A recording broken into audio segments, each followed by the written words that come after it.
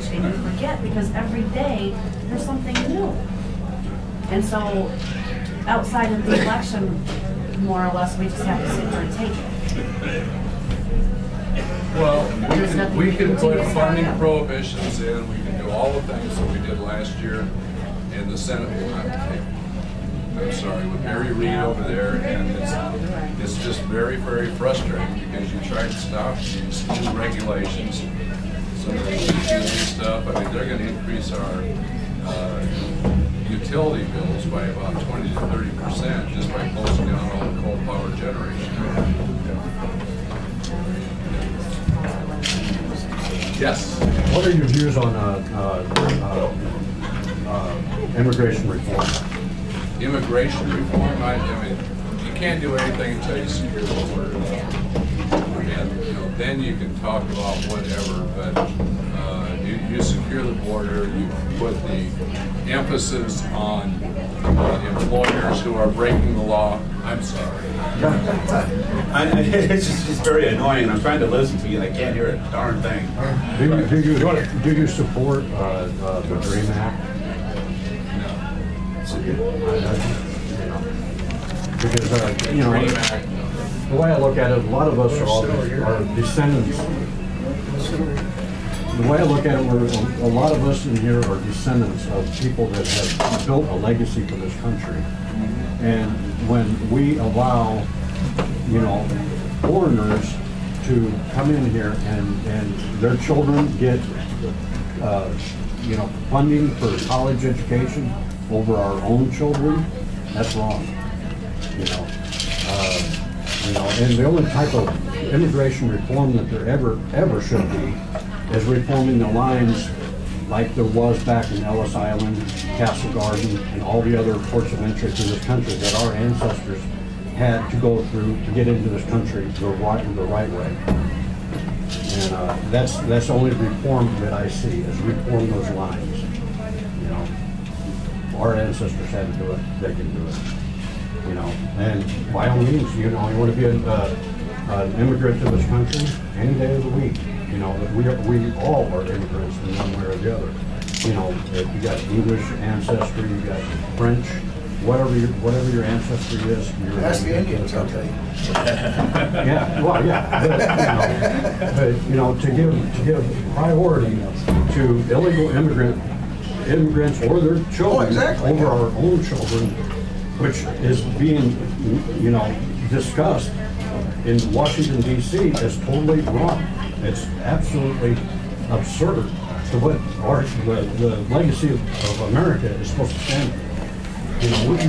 We welcome foreigners as immigrants to assimilate with, you know, with us as Americans. We don't assimilate with them. Colonel. Baseline budgeting, one of the greatest scams to grow government known in the history of mankind. Since the House controls the purse strings under the Constitution, how much will is there to really put an end to that practice? Well, I don't know if people are aware, we actually in the last 2 years we've cut about $95 billion on the discretionary portion of the budget from what the president was requesting on discretionary. And absolutely, it's the baseline budgeting is built in automatic increases. We had to start, every agency should start at 0 every year so that you can actually look at it and see if in fact that agency is doing its job, if they're efficient, but you're building in automatic increases with baseline budgeting. And I think that's one reason where spending has gone out of control. But again, the discretionary portion, the 1/3 of the pie that is annually appropriated, has been pretty flat, except for the bump of the stimulus. But beyond that, it's been reasonably flat. The growth at 8–9% a year is in the mandatory side of the budget, which has got to be adjusted, or else we have 10,000 people a day coming into Medicare. I mean, just demographically, that's a huge problem. While funding is being removed from both Medicare and Social Security. $500 million. Okay. Yeah, well, let's do it. Yes, sir. I just want some clarification. Okay. It's a several part complex question. Well, not really all that complex, but I would like to know your views on the First and Second Amendments. And like this gentleman said, the media is our worst enemy. So I'd like to know why you voted yay on HR 347 and the NDAA. Is there more to those that was in there that we didn't, that the media just didn't show us or something like that? Because it's kind of the same view as National like Defense anti-gun. Authorization Act and the trespass legislation. Okay. The Authorization Act, what's your concern with that? Was that about supposedly being able to arrest U.S. citizens or something? Without Right. charges Without and charges, indefinite right. detention. It's not, we fought and got that taken out before it was ever passed.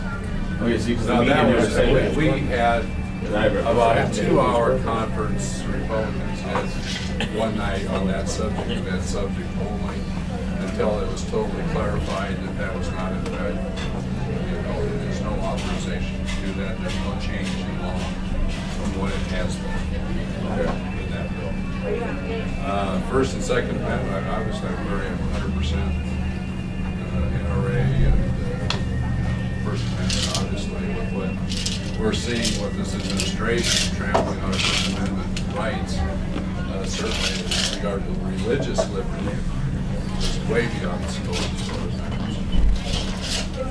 that is. Then what about HR 347 that makes it trespassing to protest anybody who is under Secret Brought Service? that up, and that has not been to the floor of the House yet, and I'm not sure what. I read on the webpage that you voted yay on it. I'm gonna have. I don't go by the numbers. Okay. I'll give you. The media is our worst enemy. They can screw anything up that they want. I'm not sure. One way to circumvent that is anytime there's any kind of bill put in there misused by any government people comes with an automatic 20 years of prison. That would, No, you're not going to stop. Okay. Yes. So, if things get turned around and we have more conservative going on, where are the places you would like to see cuts made? Well, First thing. I think there's plenty on the discretionary side. Certainly there are savings that could be had across all the discretionary accounts. That long term, what we've got to do is find some way, and the only way you're going to get it done is on a bipartisan basis. Some reform as far as Social Security and Medicare and Medicaid and the other, the Farm Bill is going to be dramatically reduced next time, mandatory spending there. But that's where it has to be. If we're ever going to get a handle on the budget, you have to look at everything. And there's just no way around it because that part of the budget, and quite honestly, the portion that's interest on the debt today, that's an all-time historic low interest rate. If we go back to anything that's normal as far as interest rates, which would be at least 3 points more than it is today, the budget just blows apart. And the president's budget that he just proposed, he takes us from $15.5 trillion in debt to about $26 trillion in debt in 10 years. At that point, every dime that's paid to income tax to the federal government goes to service the interest on debt. It's over. We don't have 5 grand to get a handle. I'm not gonna, we already hashed this over a little bit, I'm not gonna get on it too much, but I would like to know throughout the room, how many people here are satisfied with Obama?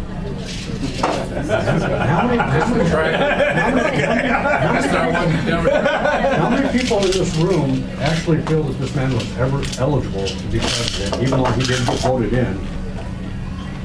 I mean, do you all feel that he was ever eligible? Okay, do we all understand what the Article 2 of the Constitution says? That you have to be a natural born citizen or a citizen at the time of the adoption of this Constitution. Okay, the Founding Fathers died that part of that clause of that Article 2 clause fell off. You have to be a natural born citizen. From the beginning of the first Supreme Court justices, they defined it back then what a natural born citizen was, and you had to be born in the jurisdiction of the United States to 2 U.S. citizen parents. Obama should not even be a factor in any race. None. Zero. That man should not even be in that White House. And it's not because of his skin color. It's because he is not an Article 2 eligible president of the United States. And I know for a fact, I would have the sincere hope that shortly after the revolution, if our founding fathers were faced with the same dilemma that we're faced with right now, with a usurping president, I know that they would have drug him out by his ears and sent him packing on a donkey, on an eastbound donkey. It's a disgrace to every man, woman, and child that ever sacrificed anything for this country that we have a usurper in this country and we can't do anything about it. We all know he's a usurper. He cannot prove any way, shape, or form that he was ever eligible to be president of the United States. And whenever I hear anybody call him a president, I look in shame, you know, because I feel sad for this country. We have had so many people sacrifice so much to give us this legacy that we have had to hand down from generation to generation through every type of sacrifice that is ever imaginable. I mean, I've read in family history, you know, personal family history, where people got snowed in and had to eat bark off of trees, you know, because they couldn't make it into town. Back then, you know, people have had to sacrifice throughout the history of this country, and that builds a legacy. And when we have a usurping president in this country, all that does is put a tarnish on this country that can never be wiped away. All right. And we visited earlier. That's how it will, but you know. Yes, sir. You have a question.